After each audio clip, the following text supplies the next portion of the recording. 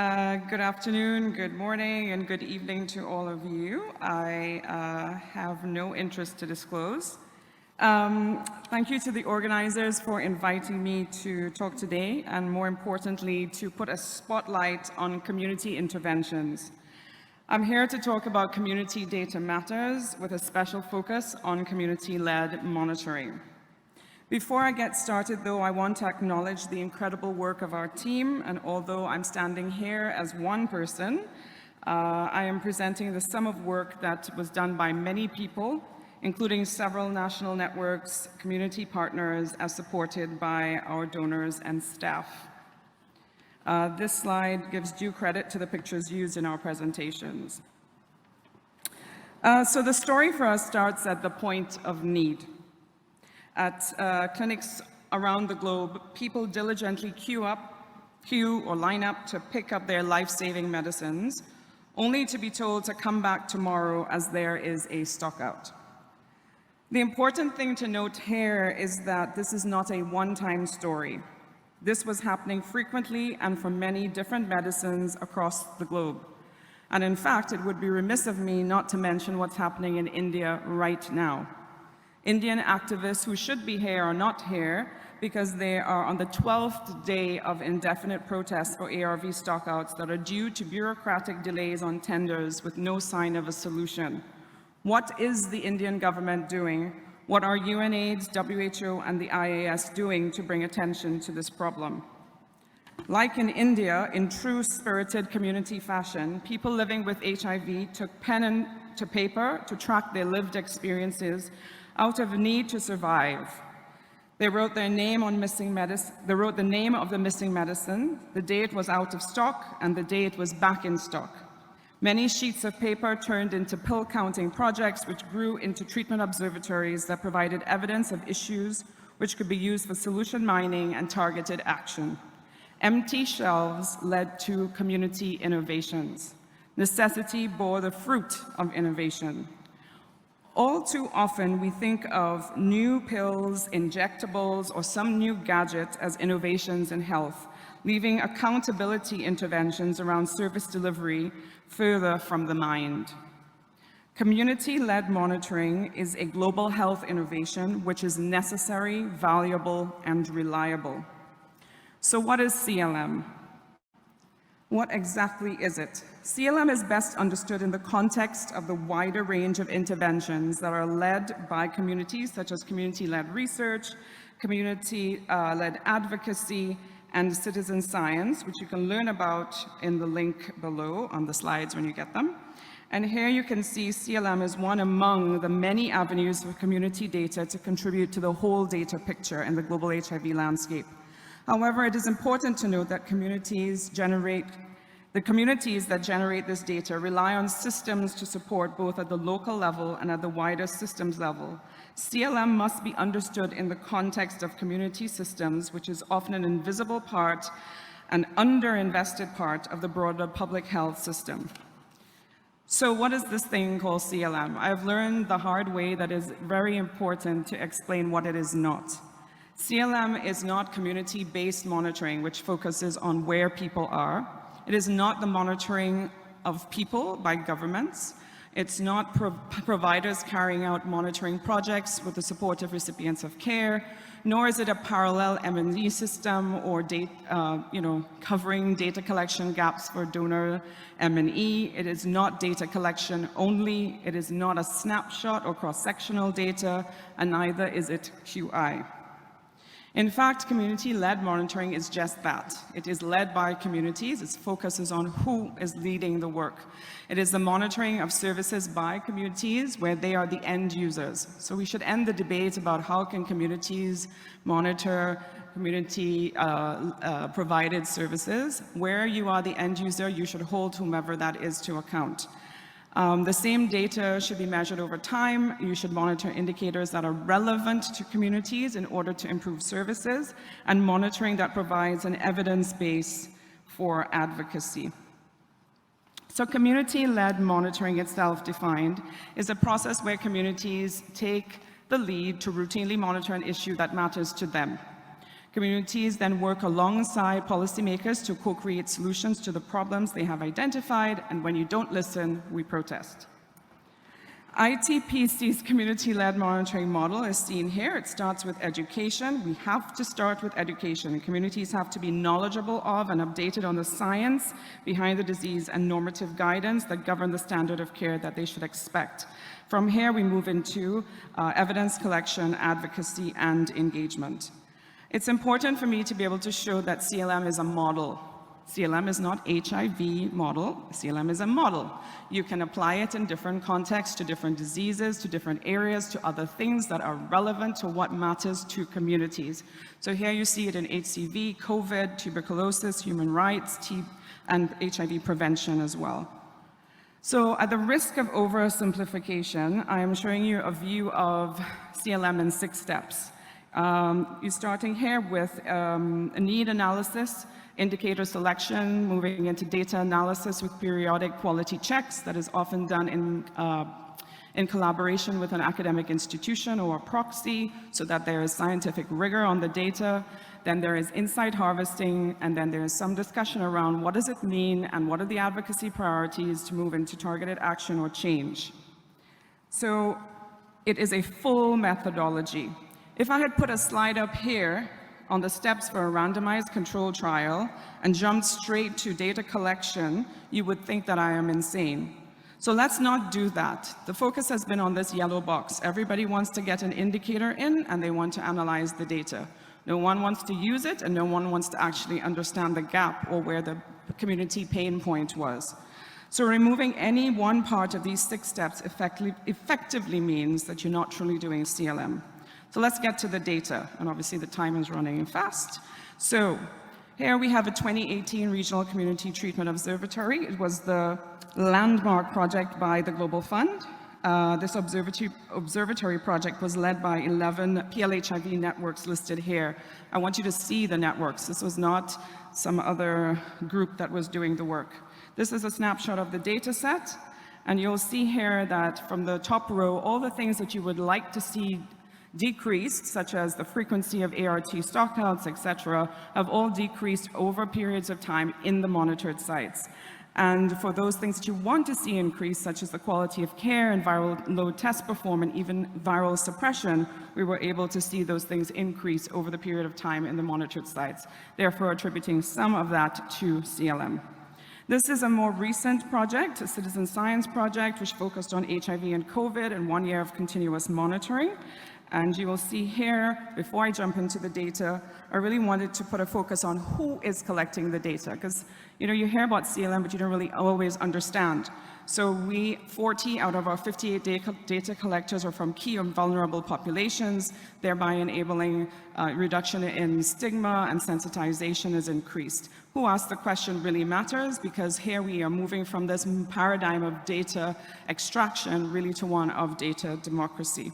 So we're going to pop into the good. So what good happened with COVID? So we saw an expansion of multi-month dispensing of ART at our 15 monitored sites in Malawi. In fact, if you look at the dark purple, the 6-month ART dispensing grew from 6% before COVID to 31% during COVID. This is all excellent to note, but is also equally important that you could see this in the Rachidze data as well, thereby seeing how this data is complementary. Rachidze is a CLM project that is in South Africa, which is one of the largest, and they were able to see similar kinds of data. And more importantly, communities are often at the head of the pack when it comes to what should be measured in the global data conversation, due to the fact that it is about their lived experiences. We started collecting data in September 2020, and thankfully, but belatedly, UNAIDS added this brand new indicator in February 2022. We also see what's happening here. Our multi-month dispensing data shows that the main factor in delaying further scale-up of 6-month MMD is not whether stockouts occurred, but rather how quickly they were resolved. So some of the bad, I don't think anybody will be surprised to see that there was heightened stigma and discrimination, but as experienced by recipients of care, key populations, and healthcare workers as being the ones who are actually spreading COVID. We also looked at viral load monitoring. Before the pandemic, 23% of viral load test results in our 15 monitored sites in Malawi took more than 3 months to be returned, so that's that orange color there, to the recipient of care.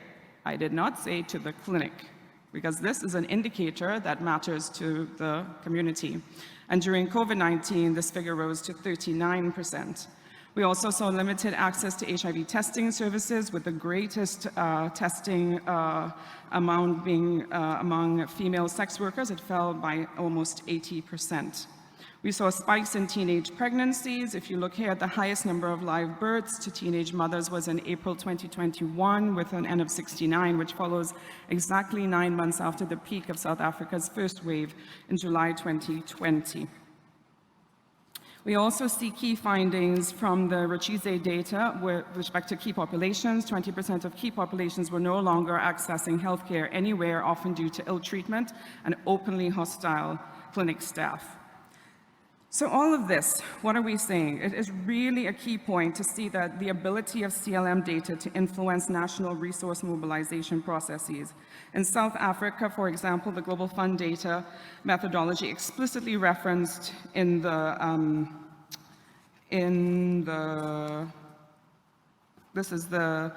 Global Fund, the CLM data was explicitly referenced and was helped to rationalize a 5-fold increase.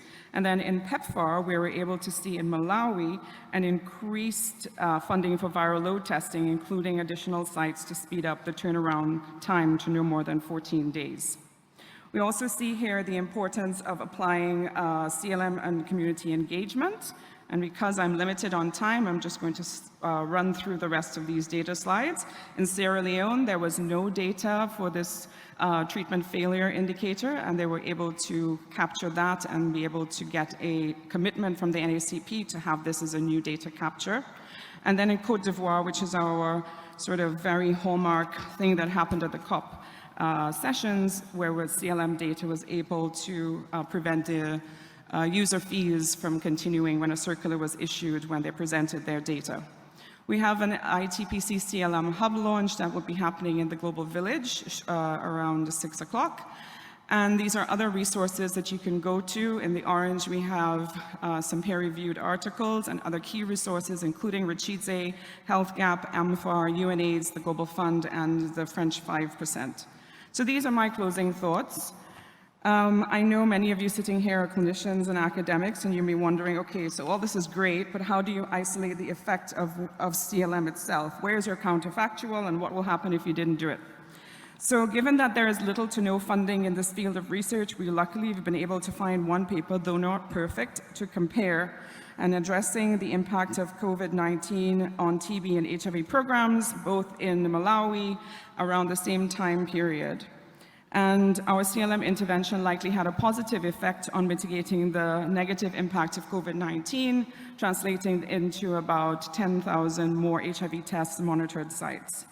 So I'm going to skip to the challenges. The nature of what is being scaled is varying. We need to accommodate donor indicators, but still find ones that are relevant to the community. We have sustainability concerns because we do not have a refined value proposition, because we don't know exactly how much it costs, we don't know what effective monitoring exactly is, and who is best placed to do this. So the field really needs much more investment and research.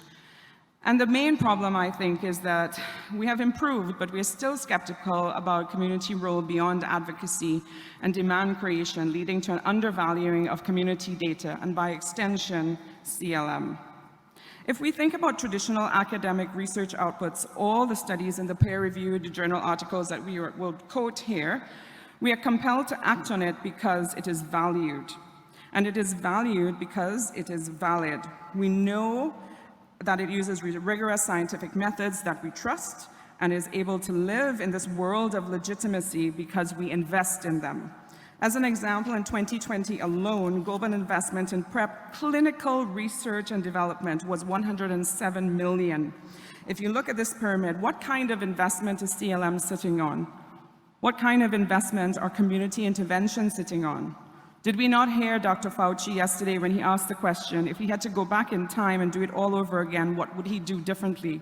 And he said, engage community.